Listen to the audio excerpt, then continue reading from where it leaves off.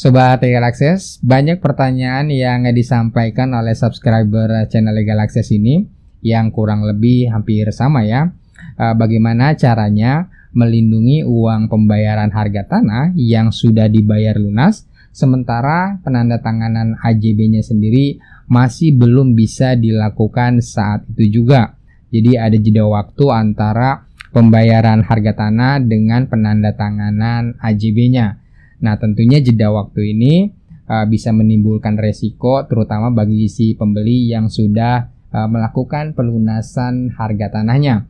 Resiko itu bisa macam-macam. Bisa jadi misalnya transaksinya gagal, tidak terjadi, atau bahkan karena satu dan lain hal uangnya tidak kembali. Nah, bagaimana caranya mengamankan transaksi jual beli tersebut, mengamankan harga tanah yang sudah dibayar lunas oleh si pembeli? Kita akan membahasnya di video ini.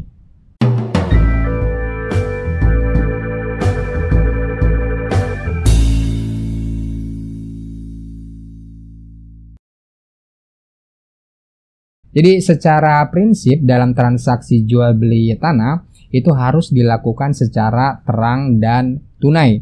Terang artinya harus dilakukan di hadapan pejabat umum atau pejabat publik. Dalam hal ini adalah pejabat pembuat akta tanah atau PPAT.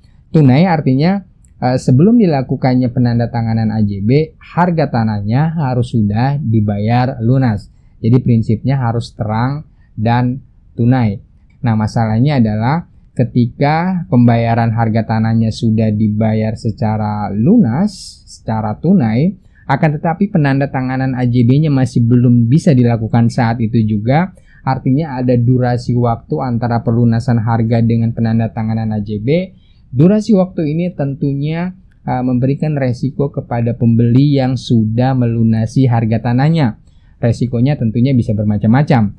Kalau misalnya pembayaran harga tanahnya secara lunas dilakukan bersamaan dengan penandatanganan AJB, mungkin ini tidak terlalu beresiko ya, atau beresiko tapi resikonya tidak terlalu besar. Misalnya pembayaran harga tanah dilakukan pada hari Selasa jam 2 siang dan penandatanganan AJB-nya juga dilakukan pada hari Selasa jam 2 siang. Jadi tidak ada jeda waktu di antara pelunasan harga tanah dan penandatanganan AJB. Resikonya minim.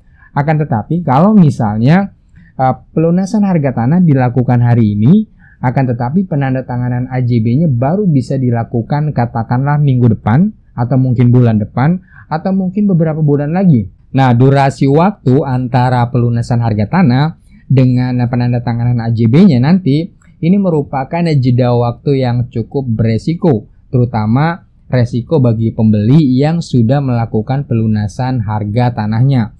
Resikonya apa? Ini bisa bervariasi, bisa jadi transaksi tanah itu gagal karena misalnya salah satu pihak, baik itu pembeli atau misalnya penjual, membatalkan transaksinya. Misalnya penjual membatalkan transaksinya karena dia mendapat buyer dengan harga yang lebih bagus misalnya. Bisa saja itu terjadi. Atau mungkin dalam kasus yang terburuk di mana transaksinya gagal tetapi uang yang sudah dibayarkan tidak bisa kembali karena satu dan lain hal. Ini juga mungkin saja terjadi. Jadi ini bisa cukup beresiko kalau tidak dilaksanakan secara proper. Nah, beberapa hal yang bisa menyebabkan adanya delay waktu ini antara pelunasan harga tanah dengan penandatanganan AJB, biasanya juga ada beberapa variasi ya. Bisa jadi karena misalnya dokumen-dokumen transaksi jual beli tanahnya belum siap. Misalnya karena harus turun waris dulu, sehingga menunggu penetapan dari pengadilan tentang turun warisnya. Atau bisa jadi juga karena misalnya pembeli melakukan pembayaran harga tanahnya secara mencicil. Jadi masih perlu waktu juga sampai cicilannya lunas. Bisa jadi juga karena misalnya harus pecah sertifikat dulu, sehingga menunggu waktu sampai selesainya pecah sertifikat tersebut. Sebagai sebuah perbuatan hukum, transaksi jual beli tanah ini juga punya hak dan kewajiban.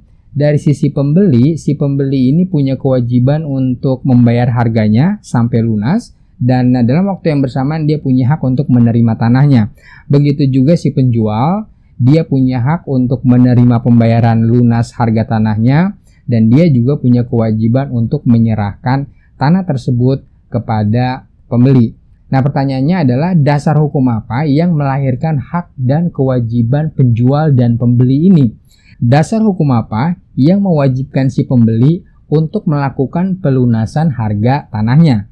Jadi, apa yang mendorong yang mewajibkan si pembeli untuk melunasi harga tanahnya? Untuk kemudian nanti si penjual harus atau berkewajiban menyerahkan tanahnya kepada pembeli dalam transaksi penandatanganan AJB. Nah, ini dulu. Jadi perbuatan hukum ini dasar hukumnya apa dulu? Di dalam transaksi jual beli tanah sebelum dilakukannya penandatanganan AJB, biasanya untuk melindungi harga tanah yang sudah dibayar lunas, ini dilakukan penandatanganan PPJB atau Perjanjian Pengikatan Jual Beli. Nah, Perjanjian Pengikatan Jual Beli atau PPJB ini bisa dibilang merupakan perjanjian pengikatan atau perjanjian pendahuluan yang dibuat dan ditandatangani sebelum dilakukannya penandatanganan AJB. Fungsinya ia memberi landasan kepada para pihak untuk melakukan perbuatan-perbuatan hukum sekaligus guna mempersiapkan penandatanganan AJB-nya. Jadi di dalam PPJB itu nanti ditentukan bahwa si pembeli ini wajib untuk membayar harga tanahnya kepada penjual sebelum penandatanganan AJB. Nah, setelah dilakukannya pelunasan harga tanah, kemudian PPJB itu mewajibkan si penjual untuk menyerahkan tanahnya kepada pembeli dengan cara menandatangani AJB atau akta jual belinya. Nah, dengan dilakukannya hak dan kewajiban yang lahir dari PPJB tadi ini, maka kemudian dibutuhkan bukti hukumnya. Bukti hukumnya di sini bisa misalnya kwitansi, di mana kwitansi ini merupakan alat yang membuktikan bahwa pembeli sudah melakukan pelunasan harga tanah. Sementara bukti pengalihan hak atas tanahnya itu bisa dibuktikan dengan penandatanganan AJB tersebut. Jadi secara hukum, AJB merupakan alat bukti yang mengalihkan sebuah hak atas tanah dari penjual kepada pembeli. Nah, tapi tunggu dulu. Meskipun PPJB sudah ditandatangani, tetap saja resiko-resiko masih ada, bukannya tidak ada. Resiko itu misalnya meskipun PPJB-nya sudah ditandatangani, bisa saja misalnya si penjualnya membatalkan transaksi jual beli tanah tersebut. Pembatalan ini bisa dilakukan karena sebab apapun. Bisa jadi si penjualnya ini ternyata menemukan buyer yang sanggup membeli tanah itu dengan harga yang lebih tinggi, bisa jadi gitu. Tapi apapun kondisinya, resiko itu masih tetap ada, dan tentunya kalau itu dilakukan oleh pembeli, ya ini merupakan suatu perbuatan wan prestasi. Nah, terhadap wan prestasi ini tentunya bisa diajukan gugatan secara hukum. Tapi persoalannya adalah kalau diajukan gugatan, seberapa efektif dan efisien transaksi tanah itu bisa dilakukan. Tentunya dengan mengajukan gugatan hukum karena misalnya salah satu pihak di PPJB itu wan prestasi, ini menjadi tidak efektif dan tidak efisien. Nah, untuk meminimalisir lagi resiko itu, di dalam PPJB biasanya ada klausul kuasa jual. Jadi kuasa jual itu adalah satu klausul di dalam PPJB di mana si penjual memberikan kuasa kepada pembeli untuk dan atas nama penjual dapat melakukan penjualan atau pengalihan tanah milik penjual. Nah, jadi dengan adanya pemberian kuasa dari penjual kepada pembeli untuk melakukan penjualan tanah itu dalam klausul kuasa jual, maka di sini pembeli dalam waktu yang bersamaan dia punya dua kualitas sekaligus. Kualitas yang pertama dalam statusnya sebagai pembeli, dan kualitas yang kedua adalah sebagai penjual yang menerima kuasa dari penjual prinsipal atau penjual yang sebenarnya. Jadi kualitasnya pembeli di sini ada dua ya. Dia bisa bertindak sebagai dirinya sendiri sebagai pembeli, dan dia juga bisa bertindak sebagai penjual karena dia menerima kuasa jual dari penjual yang sebenarnya. Jadi dengan adanya kuasa jual ini, maka ketika harga tanahnya sudah lunas dan tidak ada halangan lagi untuk melakukan transaksi untuk menandatangani AJB, maka si pembeli bisa melakukan sendiri pembuatan AJB tersebut di PPAT. Si pembeli ini tanpa kehadiran atau tanpa bantuan dari penjual yang sebenarnya bisa membuat AJB itu sendirian.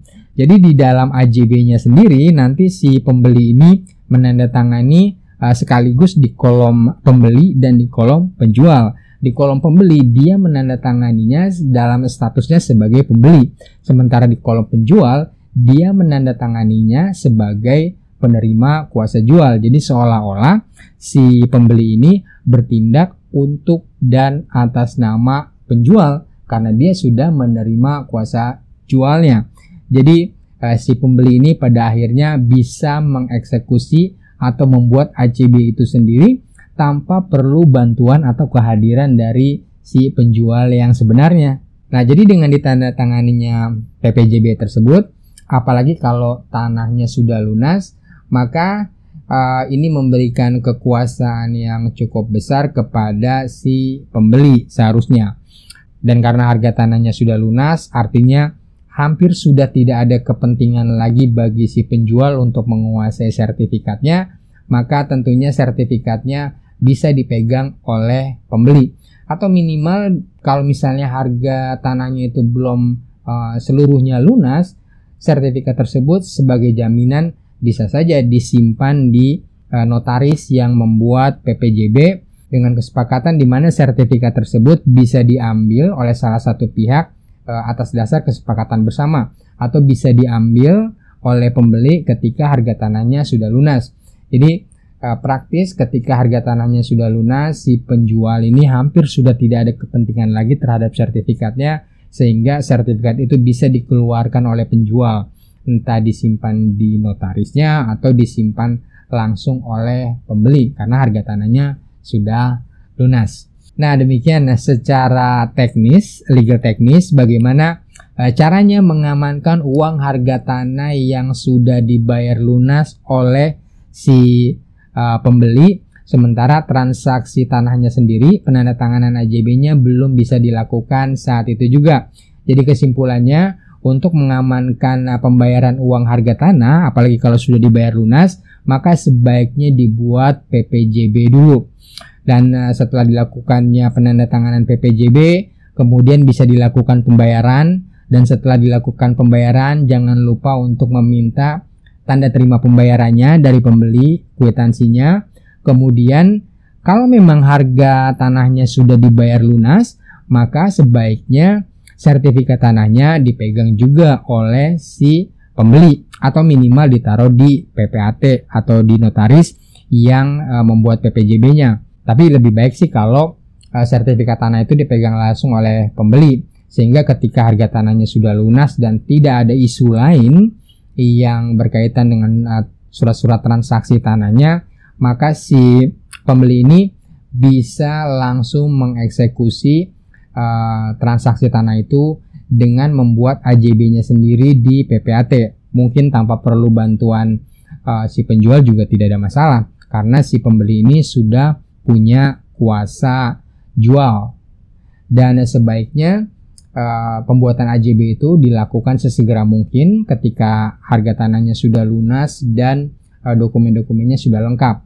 Kalau perlu satu paket setelah dibuat AJB langsung dibalik namakan sertifikat, sehingga tidak ada lagi PR atau ganjalan dalam transaksi tersebut. So, demikian informasi ini kami sampaikan. Semoga bermanfaat bagi Anda yang mungkin masih ragu-ragu atau masih khawatir mau bayar lunas tanahnya tapi takut dengan dasar-dasar hukumnya karena masih belum yakin. Jangan lupa untuk share video ini ke rekan-rekan Anda yang lain yang membutuhkan informasinya. Jangan lupa juga subscribe channel ini, tekan lonceng notifikasinya untuk mendapatkan update informasi legal lainnya dari channel ini. Salam.